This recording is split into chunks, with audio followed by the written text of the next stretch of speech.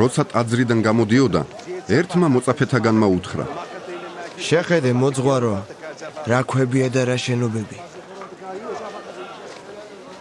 მიუგო იესომ. ხედავ ამ დიდ შენობებს. ქვაზე არ დარჩება აქ, რომ არ ჩამოიქცეს.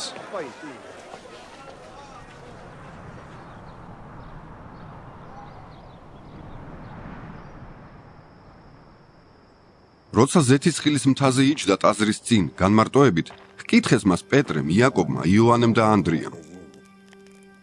გითხარი, როდის მოხდება ეს? ანდა რა იქნება იმის ნიშანი, როცა ყოველივე ეს უნდა მოხდეს? დაუწყო მათ იესომ ლაპარაკი. გაფრთხილდით, რომ არავინ შეგაცდინოთ. ვინაიდან ბევრი მოვა ჩემი სახელით და იტყვის მე ვარო და მრავალს შეაცდენენ. როდესაც მოისმენთ ომებზე და ომების ამბებს, ნუ შეძურწუნდებით. ეს უნდა მოხდეს, მაგრამ ჯერ კიდევ არ არის აღსასრული. ვინაიდან აღდგება ერის წინააღმდეგ და სამეფოს წინააღმდეგ.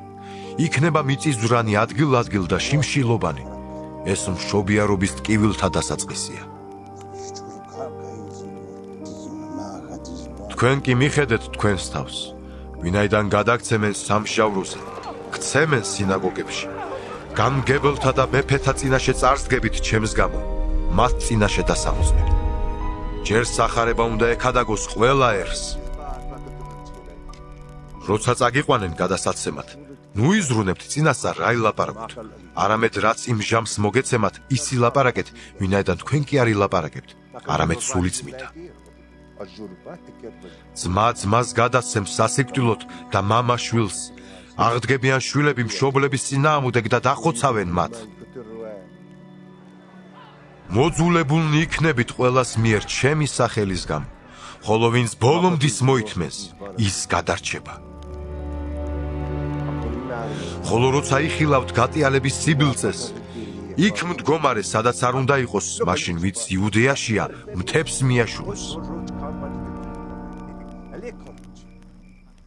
ვინც ერდოზე იქნება, ნუ ჩამოვა მაშინ და ნუ რჩევა შიგნით, შინიდან რაიმეს გამოსატანად. ვინც მინდორში იქნება, ნუ დაბრუნდება უკან თავისი სამოსლის გამოსატანად. ხოლო ვაი ორსულებს და მეძუძურებს იმ დღეებში. ილოცეთ, რომ ეს ზამთარში არ მოხდეს. ვინაიდან იმ დღეებში ისეთი გასაჭირი იქნება, რომლის მსგავსი არ ყოფილა ქვეყნის დასაბამიდან, რომელიც შექმნა ღმერთმა დღევანდელ დღემდე და აღარც არასოდეს იქნება. უფალს რომ არ შეემოკლებინა ის დღეები, ვერა ხორცელი ვერ გადარჩებოდა, მაგრამ ის დღეები შეამოკლა იმ რჩეულთათვის, რომლებიც მან ამოირჩია. მაშინ თუ ვინმე გეტყვით, აჰა, აქ არისო ქრისტე, ან აჰა, იქო, არ ერწმუნოთ. ვინაიდან აღდგებიან ცრუ ქრისტეები, ცრუ წინასწარმეტყველნი და მოიმოქმედებენ სასწაულებსა და ნიშნებს, რათა რჩეულნი შეაცდინონ, თუ კი შეძლებენ.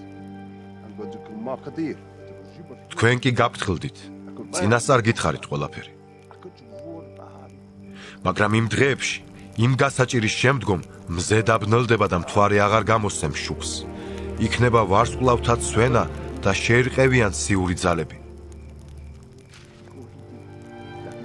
მაშინ იხილავენ კაცის ძეს, ღრუბლებზე მომავალს, დიადი ძალით და დიდებით. მაშინ იგი წარგზავნის თავის ანგელოზებს და შეკრებენ მის რჩეულებს 4 თავ ქართაგან, დედამიწის კიდიდან ცის კიდემდე.